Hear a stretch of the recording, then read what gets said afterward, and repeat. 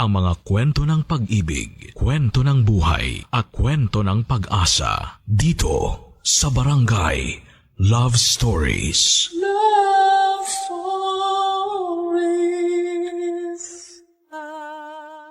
May mga damdamin na hindi na bumabalik kahit na anong pilit. May mga panlalamig na hindi na makakayanan pang painiting muli. Ikaw kabarangay, nasubukan mo na bang mawalan ng nararamdaman sa taong inakala mong iyon ang panghabang buhay? Dear Papa Dudut, isang magandang araw sa inyong lahat. Isang araw ayaw na lang niya. Isang araw nanlamig na lang siya sa akin. May ilalaban pa ba ako o wala na? Ako nga pala si Helga, 31 years old. 15 years old ako nang ma-inlove at magkaroon ng relasyon sa kaklase kong si Bong.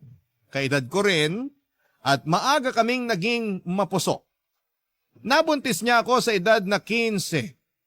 Pinagsama kami ng pamilya namin dahil yon ang sa tingin nilang tama para sa amin. Wala namang problema yon, gayong alam namin na mahal namin ang isa't isa. Kaya lang pagkasilang ko sa anak namin ay hindi na ito nabigyan pa ng tsansa para mabuhay. Dahil doon ay pinaghiwalay kami ng magulang namin para hindi na maulit ang aming pagiging mapuso. Pero gumawa kami ng paraan para ituloy ang relasyon namin. Hanggang sa muli na naman akong nabuntis sa edad na 16. At katulad nga ng inaasahan ay naggalit ang mga magulang namin ni Bong. Muli kaming pinagsama sa bahay pero sa kasamaang palad, hindi ulit natuloy ang ipinagbubuntis ko. 3 buwan pa lamang ay nakuna na ako. Pero hindi na kami pinaghiwalay pa ng mga magulang namin. Sinabi na lang nila na magsama na kami at pagtungtong namin sa tamang edad ay kailangan na naming maikasal. Nangyari nga ang lahat. Kinasal kami nang tumungtong kaming pareho sa edad na 18. Wala kaming kasing saya ni Bong at sa wakas kahit na anong mangyari ay hindi na kami mapaghihiwalay pa ng mga magulang namin. Kahit na ilang beses pa siguro akong makuna noon ay paniguradong hindi na nila kami mahihila palayo sa isa't isa. Hindi na kami nakapagtapos ng pag-aaral pero maswerte kaming nakahanap ng inegosyo namin na naging dahilan papadudot para gumanda ang buhay namin. Dahil nga sa pag-usbong ng negosyo namin, kaya sinantabi muna namin ang plano ng pagkakaroon ng anak. Masaya kaming dalawa ni Bong. Hindi na nga namin namalayan ang paglipas ng panahon. Isang araw, magkaharap na lamang kaming dalawa at nilatag ko na sa kanya ang plano para sa nalalapit naming ika-15th anniversary. Opo, ang patuloy pa rin naming pinagdiriwang ay ang unang taon ng naging relasyon namin at hindi ang araw ng aming kasal.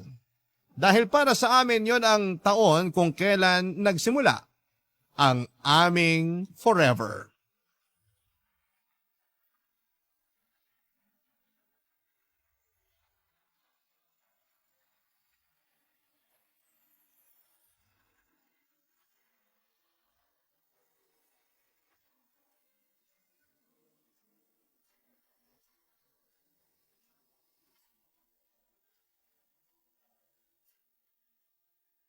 Grabe, no? Sino mag-aakalang aabot tayo ng ganito katagal? Talo pa natin yung ibang artista, di ba? Kailangan natin itong i-flex sa Facebook, ha? Para naman ma-inspire natin yung ibang tao. Okay. Sana ngayong anniversary natin makatapak na tayo ng Batanes, no? Oo nga. Ilang araw kaya tayo sa Batanes? Magkano kaya yung gagastusin, no? Parang pumunta ka na raw sa ibang bansa sa gagastusin mo ron kapag hindi nakapromo yung airfare mo. Baka. Kung ganun din lang naman pala yung gagastusin, lumabas na lang kaya tayo ng bansa. Dami raw seat sales sa Hong Kong at saka Thailand eh. Pwede. Pero iba pa rin kasi ang Batanes eh. Tangkilikin muna yung sariling atin, di ba? Pwede. Bong, may problema ba? Wala. Kasi parang wala ka namang gana makipag-usap sa akin. Ang tagal pa naman kasi ng anniversary natin. Kung makapagplano ka, akala mo next week na. Kilala mo naman ako. Gusto ko nakaplano lahat. At saka, buti sana kung Tagaytay lang yung pupuntahan natin eh. Sasakay tayo ng eroplano, no? Kailangan talaga planuhin kung gusto nating makamura tsaka masecure yung upuan sa eroplano. Bahala ka. Oh, bakit naman ganyan ang sagot mo sa akin? Ganito naman talaga ako sumagot dati pa. May toyo ka lang siguro. Wala akong toyo, no? Ang tipid mong sumagot. Makakaubos ba ng laway kung mahigit 2 salitang isasagot mo sa akin? Mag-aaway na naman ba tayo? Ayoko sana, pero kung ganyan ka sumagot na parang wala ka namang gana para sa anniversary natin, mukhang papunta na tayo ron. Ayoko na kasi. Ayaw mo mag-out of town para sa anniversary natin? O ayaw mo mag-celebrate ng anniversary natin? Ayoko na sa'yo. Sino ngayon ang tinatamaan ng toyo? Narinig mo ba sinabi ko? Ayoko na sa'yo. Hoy, umayos ka nga ah. Sige, kung ayaw mo sa Batanes, pwede naman tayo sa mas malapit lang. Ikaw na lang magsabi kung saan mo gusto. Okay na rin naman ako doon. Hindi ka ba nakikinig? Ang sabi ko, ayoko na sa'yo. Mag-focus ka kasi, Bong. Parang tanga naman kasi tong kausap eh. Pwede tayo sa Dingala na Aurora. Sabi nila Malabatanes din daw doon. Basta willing kang mag-hike. Ano, gusto mo? Ang gusto ko, makinig ka sa akin. Helga, ayoko na talaga sa'yo. Ayoko na makipagrelasyon sa'yo. Ang labo mo namang kausap. Pero alam mo, naisip ko, tamad din naman pala akong mag-hike. Tsaka para hindi na-hassle sa'yo, kumain na lang tayo sa labas. Hanap tayo ng fine dining yung maayos. Helga! O kahit saan tayo kumain sa mall tapos manood na lang ng sine. Helga, ano ba? O sige, kung ayaw mo rin nun, pwede namang dito na lang tayo sa bahay. Ako na lang magluluto ng paborito mo, tapos manood na lang tayo ng pelikula rito. Intindihin mo naman yung sinasabi ko. Ayoko na, Helga. Tapos na tayo. Pwede rin naman siguro next year na lang tayo mag-celebrate ng anniversary kung hassle talaga sa'yo ngayong taon.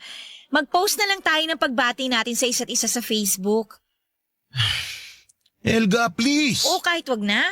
Hindi naman na kailangan malaman ng social media friends natin na anniversary natin, di ba? Wag na lang tayo mag-post. Privacy is the key sa relasyon nating matibay, di ba? Helga, tama na. Ayoko na. Ayoko na mag-celebrate ang anniversary natin ngayong taon o kahit sa mga susunod na taon. Tapusin na natin to. Ayoko na. Pero, bakit biglang ayaw mo na? Hindi ko alam. Paano hindi mo alam? Imposible namang hindi mo alam. May dahilan yan. Hindi ko nga alam. Basta isang araw, nagising na lang ako na ayoko na. Ayoko na sa'yo. Ayoko na sa relasyon na to. Excuse me ah. Saan ka pupunta? Magche-check lang ako ng mga lugar na pwede natin puntahan para sa anniversary natin. Ililista ko lahat. Mamili ka na lang. Excuse lang sandali ah.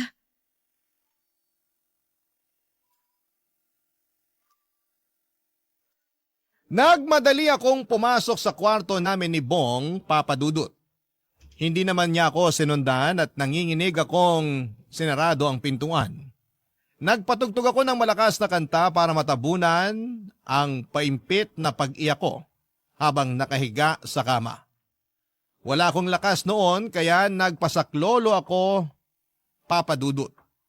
Tinakip ko pa sa mukha ko ang unan para mabawasan pa ang tunog ng aking pag-iyak. Nang mapagod akong umiyak ay bumangon ako para tignan ang ilalim ng kutsyon. Doon ko nilagay ang mga love letter na isinulat sa akin ni Bong noon naliligaw pa lamang siya, noong bata pa lamang kaming dalawa. Binuksan ko ang bawat sobre at binasa ang bawat sulat. Pakiramdam ko ay bumalik ako noong 15 years old ako. Napakalambing at punong-puno ng pagmamahal ang bawat sulat niya sa akin noon. Ibang-iba sa nakaharap kong Bong na gusto nang wakasan ang 15 years naming relasyon. Parang ibang tao na siya. Isip-isip ko ay nasaan na kaya ang Bong na ako lang ang mahal. Napakasakit palang marinig mula sa isang tao na minsang nangako sa iyo na ikaw lang ang mamahalin habang andito sa mundo. Masakit na maramdaman na lumalayo na ang loob niya sa iyo. Samantalang noon ay halos hindi kami mapaghiwalay kahit ano pang klaseng pagsubok. May dalawa na kaming anghel na nasa langit ngayon.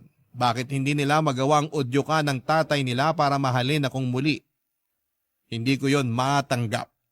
Pakiramdam ko ay nabigla lang si Bong sa pakikipaghiwalay sa akin. Alam kong kailangan lamang niyang maalala na minsan ay nagmahalan kami at pinaglaban ang isa't isa. Hindi ko siya susukuan, Papa Dudut. Kinausap ko ang mga anghel namin na sana ay tulungan nila ako para magkaayos kami ng tatay nila. Pagkatapos noon ay inayos ko ang sarili ko at saka lumabas ng kwarto at muling hinarap si Bong, Papa Dudut.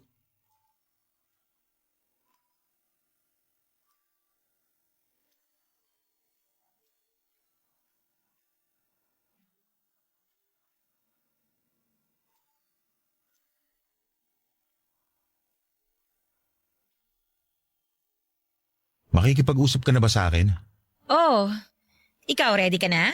Kanina pa kita iniintay para mapag-usapan na natin to. Ayan!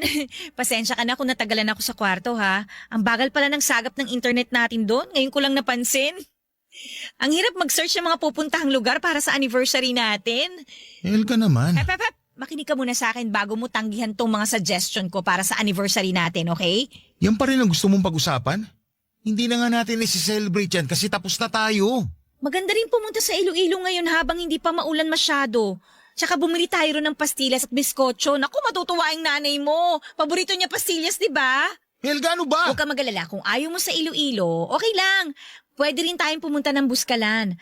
Mabilis lang tayo makakapag-book ng travel tour natin. Dalawin natin si Apo Wangod. Magpatato tayo sa kanya para couples tattoo tayo, di ba? Nagpapasensya lang ako, Helga. Parang awa mo na. Makipag-usap ka na ng maayos sa akin.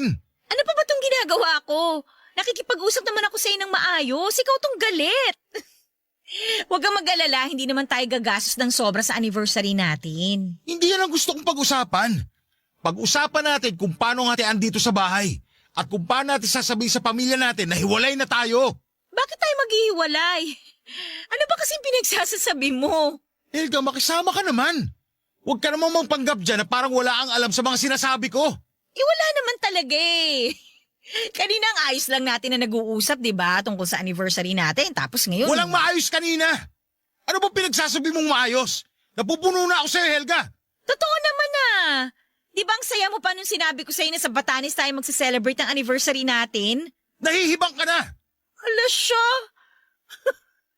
Alam mo, feeling ko gutom ka lang. Mamaya na lang natin tutuloy, okay? Malayo pa naman ang anniversary natin eh. No, gusto mo munang kumain? Libre ko. Saan mo gusto? Alam mo kung anong gusto ko? Pares o ginataang tinola? Gusto ko nang makipaghiwalay sa'yo. Kaya ibigay mo na sa akin to. Ayoko na. Hindi! Hindi tayo maghihiwalay. Magagalit sa iyong simbahan. Ano kinalaman ng simbahan dito? Ano ba nangyayari sa'yo, Helga? Bakit ganyan ka makipag-usap sa akin? Kasi ang unfair eh. 15 years, Bong! 15 years tapos itatapon mo lang? 2 anak na natin ang namatay. Ayun na nga eh. Naisip mo ba na kaya hindi sila nabuhay eh dahil hindi siguro tayo para sa isa't isa? Na sila ang binigay ng tadhana ng senyales na kailangan natin maghiwalay? Tayo lang naman ang matigas ang ulo dati na ituloy pa rin kahit alam nating mali na. Hindi ko nakitang mali na ipaglaban yung relasyon natin. Bata pa tayo nun. Dapat nag-aaral lang tayo nun at hindi sineseryosong relasyon. Bata pa lang tayo noon, oo. Pero totoo na yung nararamdaman natin para sa isa't isa. Huwag kang magpanggap na hindi mo yun naramdaman. Kasi hanggang ngayon nandito pa sa puso ko yung pagmamahal na yan para sa'yo. Diyan tayo nagkaiba. Wala na ang pagmamahal na yun sa akin. Ibalik mo! Nandyan lang yun eh. Nandyan lang yung hanapin mo. Hindi pwedeng mawala yun. Nakikita siya ka, naririnig ka ng mga anak natin sa langit. Maya ka naman sa kanila, Bong! Kung nakikita at nadidinig ka rin nila, sila na mismo magpapahinto sa'yo sa ginagawa mo. Palayain mo na ako, Helga. Habang bata ka pa. Makakahanap ka pa ng iba. Ayoko sa iba. Ikaw lang yung gusto ko makasama. Pero hindi na ikaw ang gusto kong makasama. Bakit? May iba ka na ba? Wala akong iba pero balang araw, kapag handa na ulit ako, siguradong maghahanap na rin ako ng kapalit mo. Para akong dinurog sa mga huling sinabi ni Bong, Papa Dudut. Hindi ko pa man din tinatanggap ang hiwalayan namin pero nasa plano na niyang maghanap balang araw ng mamahalin niya. Ganon ba yun kadaling itapon? Ganon ba ako kadaling hindi mahalin? May sasabihin pa sana ako kaya lang ay bigla na lamang siyang lumabas ng bahay. Doon ay parang nag-flashback sa akin ang unang beses na pumasok kami sa pintuan ng aming bahay. Nung unang beses na napangiti kami dahil sa wakas, ay may sarili na kaming bahay. Hindi man yon malaki pero masaya kami dahil patunay yon na pinaghandaan namin ang future namin. Ang future na isang iglap ay biglang nawala nang mag-decide si Bong na tapusin na ang 15 years na relasyon naming dalawa. Paulit-ulit na naglalaro sa isipan ko ang 15 years. Parang hindi maproseso ng utak ko at puso ko kung paanong gano'n na lamang kadali para kay Bong na itapon ang lahat. Ano bang nagawa kong mali, Papa Dudut? May hindi ba ako nagawa para sa kanya? Sa pagkakaalam ko ay sinubukan ko naman ang lahat para maging masaya siya. Bakit isang araw ay bigla na lamang siyang umayaw? Sa pagdaan ng mga araw ay lagi na lang akong mag-isa sa bahay na yon. Para akong inabandonan ni Bong. Lagi ako nakatingin sa pintuan sa pag-asang papasok ulit siya ng bahay at sasabihin niya sa akin na nagkamali siya ng desisyon. Na hindi naman niya sinasadyang sabihin sa akin na ayaw na niya. Na hindi naman niya gustong iwan ako at nadala lamang siya ng kung anumang problemang kinakaharap niya. Habang nakaabang ako sa pintuan na yon, nag-i-imagine ako na papasok siya roon tapos ay nakangiti. Nalalapitan niya ako, yayakapin, hahalikan at mamahalin. Ganon ang paulit-ulit na ginagawa ko habang hindi pa siya muling umuuwi ng bahay. Doon ko inuubos ang oras ko lagi. Ang pagharap sa pintuan habang inaabangang marinig ang susi niya na binubuksan ang pintuan. Sana umuwi na siya kasi nami-miss ko na siya. Kasi gusto ko pa pero lumipas ang 2 linggo na walang Bong na muling pumasok sa bahay. Ayaw na talaga ni Bong. Ayaw na talaga niya sa relasyon naming dalawa. Barangay Love Stories. Barangay Love Stories. Nalaman ko na pansamantala ay umuwi muna si Bong sa bahay ng magulang niya. Kinabahan ako dahil baka binalita na niya na hiwalay na kami. Mas lalo lang liliit ang chance akong maayos ang relasyon naming dalawa kung sakaling binalita na niya sa mga kakilala namin ang tungkol sa niyang paghihiwalay naming dalawa. Hindi ko pa sinabi sa mga magulang ko na hiwalay na kami o sa kahit na sino. Malakas ang pakiramdam kong kaya ko pang maayos noon ang relasyon namin. Isang araw ay gumalaw na ang doorknob. Narinig ko na ang susi ni Bong. Napangiti ako. Napatayo sa inupuan ko na kaharap ng pintuan. Hawak ko noon ang iba't ibang pamphlets para sa marriage counseling na masikap kong kinalab sa iba't ibang clinics na pinuntahan ko. Ganon ako kadesidido na maayos kaming dalawa. Lahat nga rin ang ayaw niya sa sarili ko ay pinalitan ko. Kulay ng buhok, pananamit, pati ang paborito kong toothpaste ay pinalitan ko na rin dahil naaalala ko na lagi niyang nirereklamo na ayaw niya ng lasa ng binibili kong toothpaste para sa amin. Oo, alam kong malit na bagay yon para maisalba ang relasyon namin pero lahat ay susubukan ko. Huwag lamang mawala ang asawa ko. Nang tuluyang magbukas ang pintuan ay nakangiti akong sinalubong si Bong na tila ba walang nangyari. Matabang pa rin ang pakikitungo niya. Hindi niya ako kinausap. Pumasok siya sa kwarto namin at saka naglabas ng tuwalya para maligo. Bumalik ako sa pagkakaupo. Hinintay ko siyang matapos na maligo at nang matapos siyang maligo at makapagpalit ay doon ko na siya nilapitan para iabot ang pamphlets sa kanya. Hindi ko pa rin tinatanggal ang ngiti sa mga labi ko. Baka sakaling gumaan ang loob niyang makipag-usap sa akin. Lalo't naaalala ko na dati ay lagi niyang sinasabi na ngiti ko ang paborito niya sa akin.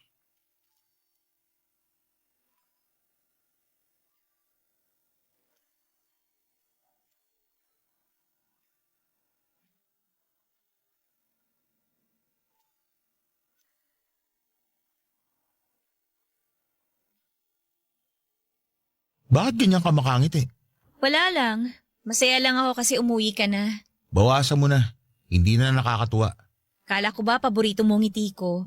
Lagi mo kayang sinasabi yun sa akin. Dati yun, nung mahal pa kita. Ang sakit mo namang magsalita. Pumreno ka naman. Sorry, puyat lang. Ito nga pala, tingnan mo. Oh, Ano tong inabot mo sa akin? pamphlets yan para sa marriage counseling. Para saan to? Para maging maayos tayo. Helga naman. Wala na nga ayusin sa atin. Gaano ba kahirap intindihin yung sinasabi ko? Subukan lang kasi natin. Baka nabibigla ka lang. Pwede pa tong mapag-usapan. Matutulungan nila tayo. Gusto mo pa talaga magsali ng ibang tao sa gulo natin? Trabaho nila yon. Sila ang tutulong sa gulo natin. Matatapos lang tong gulo na to kapag pumayag ka na maghiwalay tayo. Hindi nga ako papayag kaya kinuha ko yung mga pamphlet na yan sa mga klinik. Mamili ka na lang dyan. Basahin mo. Kung kanino ka komportabling magpatingin at makipag-usap, doon na rin ako. Marami yan. Nakapagtapos sa mga doktor dyan sa magagandang eskwelahan. Hindi tayo lugi. Alam mo ba kung gaano kamahal magpa-counsel? Gusto mo pa talagang gumastos wala na nga pupuntahan to. Kahit magkano, kaya kong gastusin maging maayos lang tayo. Walang kaso sa akin yun. Hindi pag-aaksaya ng pera yun kasi alam kong magiging masaya ako kapag nagkaayos tayo. Paano naman ako? Sa tingin mo gusto ko pang maging maayos to? Huwag naman puro sarili mo lang ang iniisip mo. Hindi to para sa sarili ko lang, Bong. Para to sa mga anak natin sa langit na umaasa na makikita nilang magkasama pa rin ang mga magulang nila. Huwag mo nang idama yung mga sanggol. Nananahimik na sila. Ikaw na lang ang issue rito, Helga. Bakit ba ayaw mo munang subukan? Ganun na ba katigas yung puso mo para sa akin? Mas lalo lang ako nagmamatigas kasi ang kulit mo. Nakakasawa na yung pagmamakaawa mo. Nagmamakaawa lang naman ako kasi mahal kita eh. At akala mo magandang tignan niya sa tao? Magmamakaawa ka para mahalin ka? Mahiya ka naman sa sarili mo. Ikaw ang mahiya! Matapos mo akong pangakuan dati na kahit anong mangyari hindi mo ako bibitawan. Asa na yun, Bong? Nasa na yung pangako mo na yun? Wala na yung bong na yon. Patahimikin mo na lang siya kasi hindi na siya babalik sa'yo. Maniwala ka. Bong! Anak ng... Huwag ka naman magbasag ng gamit! Pinaghirapan natin ang mga yan! Wala akong pakialam. Huwag yung coffee maker! Paborito natin yan! Ah, ito? Tika, huwag yan! Ayan! Wala na tayong paborito. Niregalo ko sa'yo yan dati. Una kong pinag-ipunan yan kasi naiingit ka rin sa balikbayan mong pinsan. Naalala mo pa ba yun? Hindi lang yan ang babasagin kong gamit natin. Kung magmamatigas ka pa rin, nang makapag-ayos sa akin!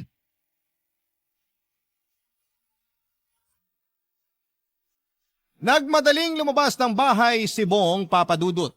Binalibag ang pintuan palabas at naiwan akong mag-isa habang isa-isang pinupulot ang mga sinira niyang gamit. Hindi ko mapigilang umiyak at masakit para sa akin dahil hindi lang basta-bastang mga gamit na mga nabili ko kung saan ang mga yon. Mga gamit yon na tumibay at naalagaan dala ng maraming alaala na naipon namin. Ang coffee maker na matagal niyang nilambing sa akin. May kamahalan at hindi basta-bastang mabibili kung saan lang. Doon ako higit na nasasaktan. Naalala ko kung paano niya akong nilambing para mabilihan ko siya ng ganon bilang regalo sa anniversary namin. Hindi ako mahilig magkape pero lagi niya akong inaaya na sabayan siya sa paghigop ng kape na masaya niyang tinitimpla tuwing umaga. Nasanay na rin tuloy ako. Hindi ko pa rin magustuhan ang pait ng kape pero tumatamis kasi sa tuwing nagkwekwentuhan kaming dalawa. Si Bong ang nagpapatamis ng mapait na kape. At sa nangyayari sa amin ngayon ay parang pumapait muli, Papadudut. Kinagabihan ay minessage ako ni Bong para mag-sorry sa ginawa niyang pagbabasag ng mga gamit. Natuwa naman ako. Parang nababawi ko ng muli ang loob niya. Sinikap kong maging sweet at maunawain para lalo siyang kumagat sa kagustuhan kong magsama pa rin kami. Hanggang sa bigla na lamang niyang sinabi na babalik siya sa bahay after 2 weeks para pag-usapan namin ang pagbebenta nito. May mga nakausap na raw siya at kailangan ko siyang tulungan para pumili kung kanino ibebenta ang bahay. Nasaktan ako, Papadudut. Talagang para sa kanya ay tapos na kami. Ninibot ko ang bahay namin at isa-isang lumabas lahat ng alaala na naiwan namin sa bawat sulok ng bahay. Mas lalo akong naiyak at nahirapan. Makalipas ang 2 linggo ay nagbalik na muli si Bong sa bahay. Hindi ko alam kung paano siya sasalubungin noon. Hindi ko na kayang pekein pa ang ngiti ko. Kahit ganun pa man, may natitira pa rin akong amor para sa kanya. Sinabi niya mag-usap na kaming 2. Tumango ako at pinagtimpla siya ng kapeng 3-in-1, Papa Dudut.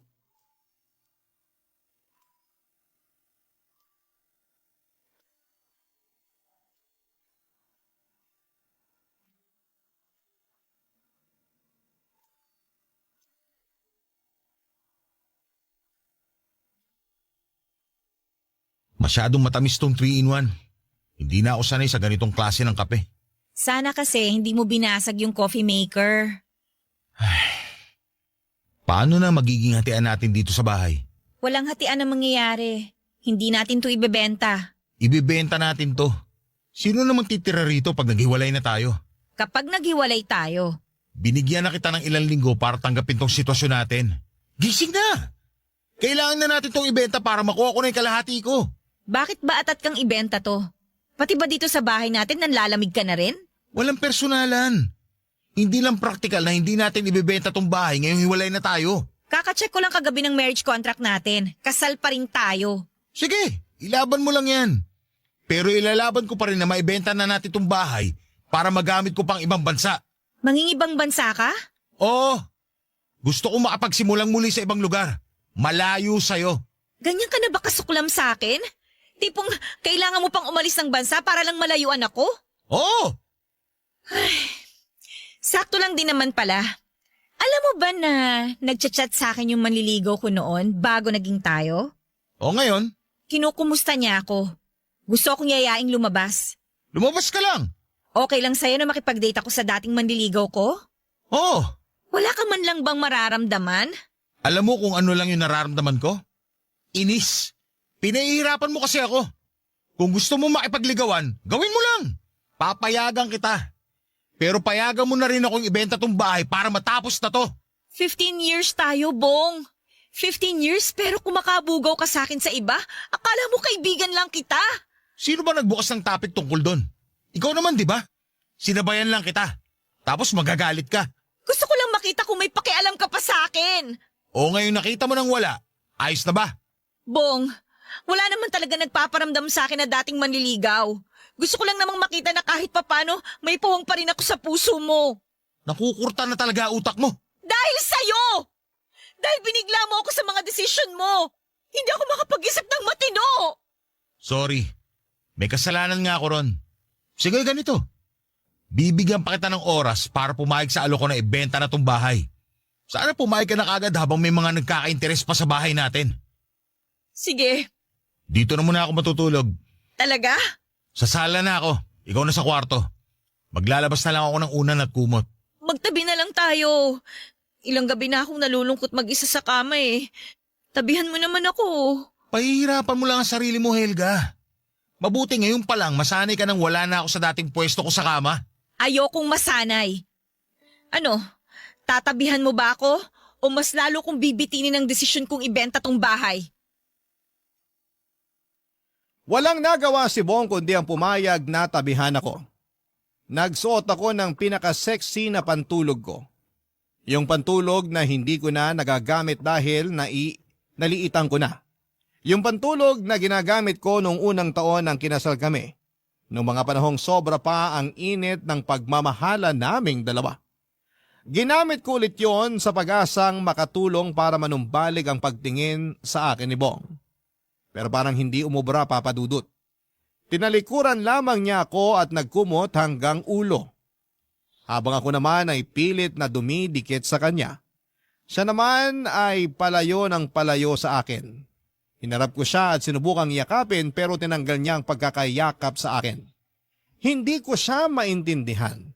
Dati naman ay siya pa ang nagagalit kapag hindi ko siya niyayakap sa tuwing matutulog kami. Ni minsan din ay hindi niya ako tinalikuran kapag natutulog. Lagi siyang nakaharap sa akin kahit may tampuhan pa kami. Ganon niya ako kamahal dati. Humarap na lamang ako sa kisame nang hindi ako nakakatanggap ng positibong reaksyon mula sa kanya. Nakatitig lamang ako sa kisame at sa ceiling fan.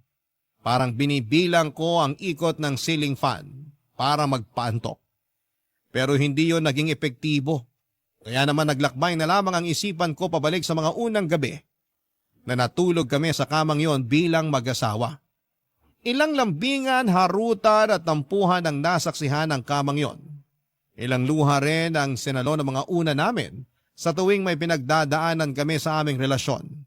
Ilang tawa ang narinig ng mga pader ng kwarto sa tuwing may naaalala kaming nangyaring nakakatuwa sa araw namin. Lahat ng yon ay hanggang ala-ala na lamang. Lahat ng yon ay nagbabadyang matapos oras na pumayag na akong hiwalayan o magkahiwalay kami. Tinigil ko na ang pagbabalik sa nakaraan. Sinubukan kong yakaping muli si Bong sa ikalawang pagkakataon. Muli naman siyang pumalag. Gising pa pala siya at mukhang hindi rin siya makatulog dahil sa tensyon sa pagitan naming dalawa. Papadudot, sinubukan ko na lamang muling humarap sa kisame dahil sa sakit ng nararamdaman ko. Barangay Love Stories. Barangay Love Stories. Nadepress ako sa mga nangyayari sa amin ni Bong, Papadudot. Lalo na yung mga araw na hindi na talaga siya umuuwi. Iyong pupunta na lamang siya sa bahay para kumuha ng damit o di naman kaya ay para tanungin kung nakapagdesisyon na ako.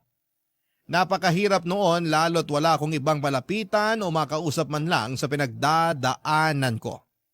Ma-pride pa rin ako at hindi ko makayanang sabihin sa mga kaibigan ko ang mga nangyayari sa relasyon naming dalawa. Dahil oras na sabihin ko sa kanila ay magmimistulang mitsa na yon para sa relasyon namin. Hindi ko pa rin kaya. Kaya hanggat maaari, sinosolo ko na lamang ang lahat ng sakit at pangungulila. Umaasang pagising ko ay ubos na lahat ng pagod at luha. Umaasang pagising ko ay tapos na ang lahat ng sakit. Baka sakali iyon ang gabi-gabi kong panalangin. Panalangin na parang ang hirap tuparin ng kalangitan. Sa tuwing nababagabag ako ng lungkot at pag-iisa, dinadalaw ko ang puntod ng mga yumao naming anghel at doon ko nga ibinubuhos ang lahat ng iyak ko. Doon ako nagsusumbong at hindi naman na sila makakapagsalita para isumbong ako sa mga kamag-anak namin kaya sa tuwing bumibigat na sa mga yumao kong anghel na lamang ako lumalapit noon, Papadudot. Pagka-uwi ko ng bahay kahit papaano ay nagiging magaan ulit. Naging desperada na rin po ako. Sana maunawaan niyo ako. May mga nilapitan ako sa Facebook para bumili ng mga pampaamo o mga gayuma para mabalik ako or mabalik ko sa akin ang aking asawa. Napagastos na nga ako doon. Lalo na yung mga ginagamit ang kahinaan ko para kuhanan lamang ako ng pera at magkukunwaring makakatulong ang asin na binababad sa init ng araw para mapabalik si Bong sa akin. Pinatos ko ang mga yon. Masyado akong nabulag sa kagustuhan kong mapasa aking muli ang asawa ko. Pero walang umepekto. Matabang pa rin ang kanyang pakikitungo sa akin, Papadudot.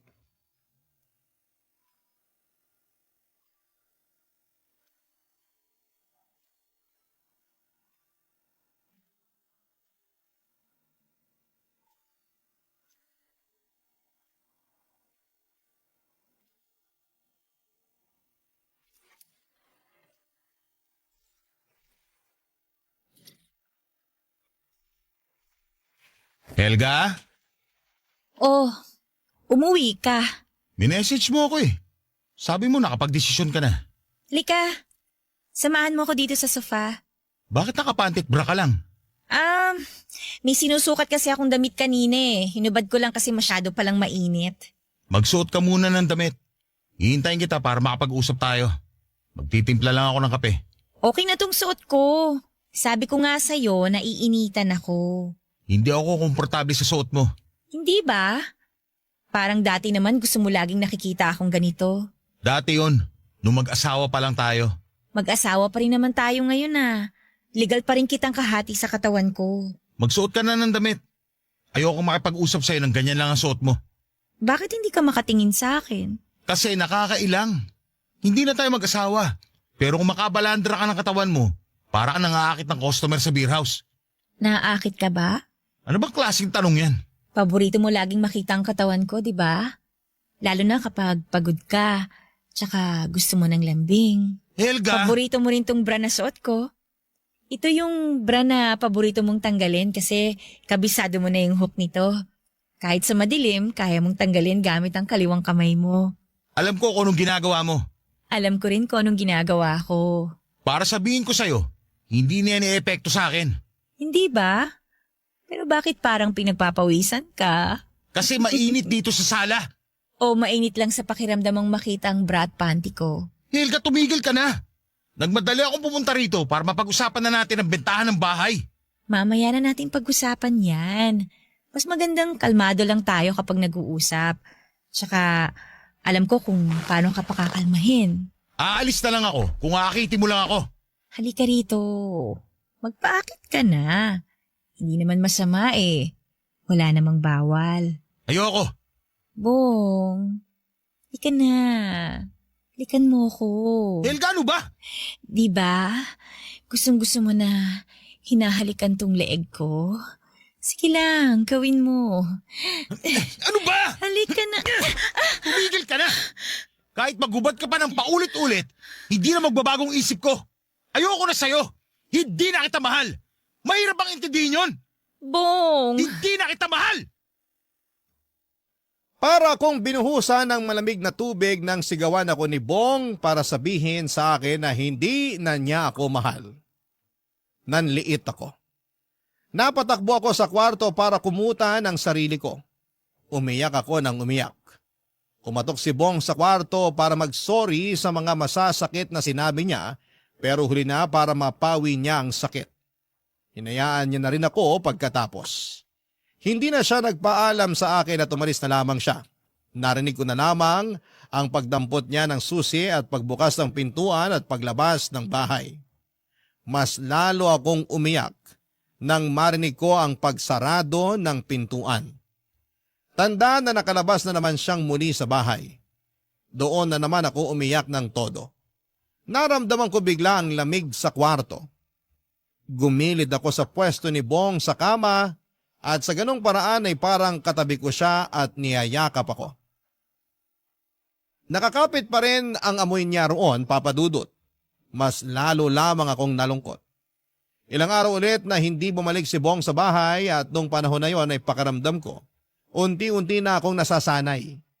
Gigising ako sa umaga na wala siya, kakain ako ng mag-isa kahit na walang gana at hindi ko na mabuksan ang TV na madalas naming babaran tuwing walang ginagawa. Nakaupo ako mag-isa sa sala at inaabangan ang pagbukas ng pintuan pero walang dumarating. Walang Bong na bumabalik.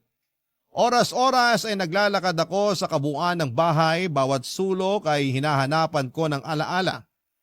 Hindi naman ako nabigo roon.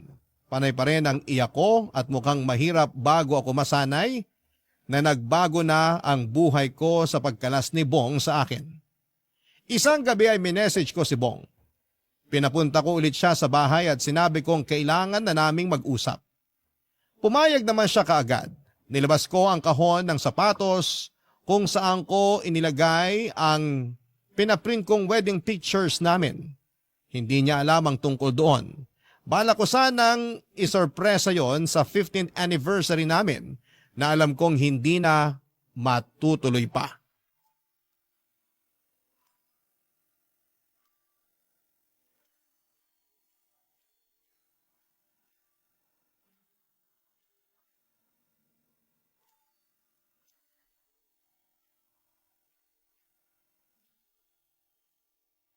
Sana naman hindi ka na ulit mga akit. Maupo ka. Sana maging matino na tong usapan natin. Oo, makakaasa ka. Okay na sa'yong ibenta tong bahay? Sa isang kondisyon. Ano yon? Tatanggapin mo pa rin bang regalo ko sa'yo para sa anniversary natin? Ano na naman ba itong pinaplano mo? Wala akong pinaplano na kahit na ano. Gusto ko lang talagang ibigay sa'yo tong regalo ko. Wala akong regalo para sa'yo. Okay lang. Hindi naman ako humihingi eh. Ano ba yung ibibigay mo? Bago ko ibigay sa'yo, pwede bang magtanong? Ano yung pinaka-paborito mong anniversary natin? Siguro nung unang anniversary natin bilang mag-boyfriend at girlfriend. Bakit yun? Simple lang kasi noon. Umutang ako sa pinsan ko ng 100 pesos para ipambili ng 2 mangkok ng spaghetti at 1 kandila. Naalala ko yun. Sa likuran pa tayo ng bahay ninyo kumain ng spaghetti tapos sa gitna yung kandila. Para kunwari yayamanin ang date natin. Tinakas ko pa yung kurtina namin para may panglatag tayo sa mesa. Para magmukhang sosyal yung spaghetti natin. Paborito ko rin yan. 16 lang tayo nun tsaka wala pa tayong pera nun pero kontento, di ba? Pasensya ka na kung hindi na ako kontento ngayon. Iintindihin ko. Niregaluhan mo pa ako ng 1 boxer shorts nun. Inipon ko ang pambili nun. Kung alam mo lang kung paano ko tiniis na hindi mag-fishball tuwing hapon, gusto lang talaga kitang maregaluhan. Ang hilig mo nga magregalo. Tuwing may okasyon, lagi kang may inaabot. Kaya nga sa huling okasyon ng pagsasama natin, gusto ko pa rin magregalo sa'yo. Eto, buksan mo. Sapatos ba to? Hindi. Ginamit ko lang yung karton ng sapatos para ilagay dyan yung totoong regalo ko sa'yo. Sige na, buksan mo na. Pictures ng kasal natin to ah. Pinaprint mo? May balak pa sana akong gawin dyan. Kaso mukhang hindi ko na maiahabol. Okay na rin yan. Yan na lang kasi ang inabutan ng relasyon natin eh. Salamat. Salamat. Salamat din sa'yo. 2 tayong bumuo ng regalo na yan. Kasama ka dyan eh. Parang naging regalo mo na rin yan sa akin. Itatago ko to. Makakaasa ka. Sana. Kasi sigurado ako, pagkatapos nito, buburahin na natin lahat ng pictures natin sa cellphone. Mabuti na lang at naihabol ko maipaprint yan. Siguro ayaw na ng tadhana na matapos tayo nang wala man lang may iwang alaala ng pagsasama natin. Pumapayag ka na? Wala na rin naman ako magagawa eh. Nung isang gabi nga, nilibot ko tong bahay. Memoryado ko pa lahat ng alaala natin sa bawat sulok. Masakit na masaya, pero alam kong hindi na ako pwedeng mabuhay na yun lang ang daladala. Sorry Helga. Sinubukan ko naman eh. Salamat kung sakaling sinubukan mo talaga. Masaya na ako nun. May mga bagay lang talaga na kahit gaano pa kasaya, kailangan mo pa rin magparaya. Pasensya ka na sa pagkukulang ko ha. Kung ano man ang naging dahilan para maubos yung nararamdaman mo para sa akin. Pasensya na talaga. Pasensya ka na rin kung hindi ko natupad yung pangako ko. Mabebenta mo na tong bahay. Hayaan na natin yung ibang tawang bumuo ng bagong alaala nila dito. Kontento na ako sa alaala na naipon nating 2.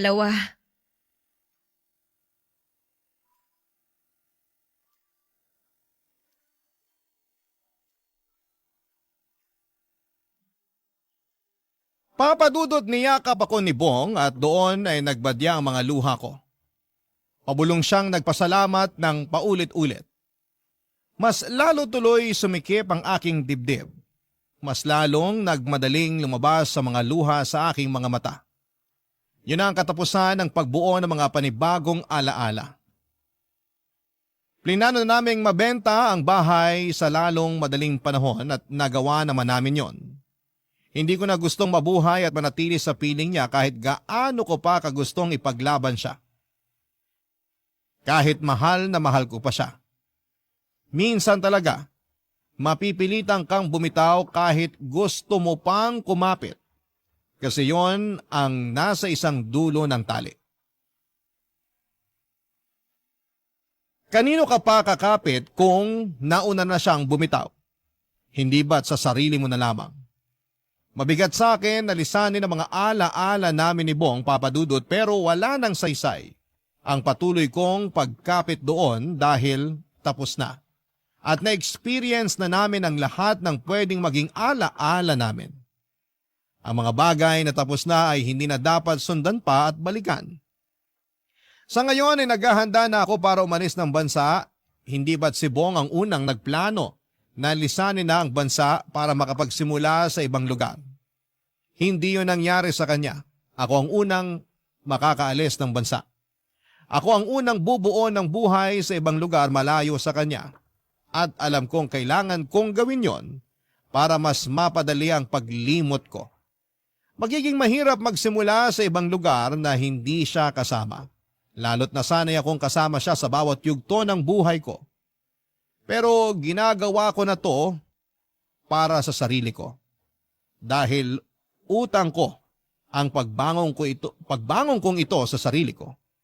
Naging matatag ako at wala akong ibang gustong pasalamatan kundi ang sarili ko na nagpatuloy lamang sa paglaban kahit gaano pa kahirap at kabagal. At sana para sa lahat ng mga nakikinig sa programa ninyo sa Barangay Love Stories na nasaktan, magawa nyo sanang pasalamatan ang sarili ninyo sa patuloy ninyong pakikipaglaban. Kung ano man ang mga susunod na plano ninyo, ilaan ninyong mabuti para sa sarili ninyo. Pagmamahal sa sarili ang kailangan. Dahil sarili nyo lamang ang hindi mangiiwan sa inyo kahit anumang klase ng unos ang mapagdaanan ninyo. Maraming salamat po sa pagbasa ng aking kwento. Ako ang inyong kabarangay forever, Helga. Barangay Love Stories. Barangay Love Stories. Kwentuhan naman tayo dito sa comment section. Nagustuhan ng iyong napakinggan? Ituloy yan via live stream sa www.gmanetwork.com/radio. Barangay LS 97.1 forever.